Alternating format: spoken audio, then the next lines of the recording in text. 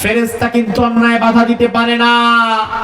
ফেরেশতা যদি অন্যায় বাধা দিতে পারতো তাইলে আমরা যখন হালাল খাই সেটা সে নিত, আমরা যখন হারাম খাইতাম ফেরেশতা কিন্তু সেটা নিত না।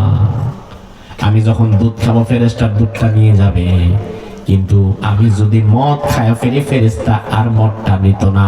বরং ফেরেশতা যদি অন্যায় বাধা দিতে পারতো তাইলে কোনো মদখোর মদ খাইতে গেলে ফেরেশতার সাথে সাথে মদটারে ধাক্কা দিয়ে তার নাক মুখ দিয়ে বের করে দিত। এবং মদখোর ভয় পেয়ে যেত, ওরে বাবা রে বাবা, হারাম খাওয়া যাবে না, মদ খাওয়া যাবে না, ঘুষ খাওয়া যাবে না, সুদ খাওয়া যাবে না। ফেরেশতা দেখে এগুলো নেয় না, এগুলো আবার বের করে দেয়। কিন্তু ফেরেশতার দায়িত্ব শুধু খাবার নেওয়া। খাবার হিসাবে গরুর গোশত দিলেও নিবে, শূকরের গোশত দিলেও নিবে, দুধ দিলেও নিবে, আবার মদ দিলেও নিবে। তার কারণ ফেরেশতাকে আল্লাহ তাআলা অন্যায় বাধা দেওয়ার মতো কোনো শক্তি দেয় নাই।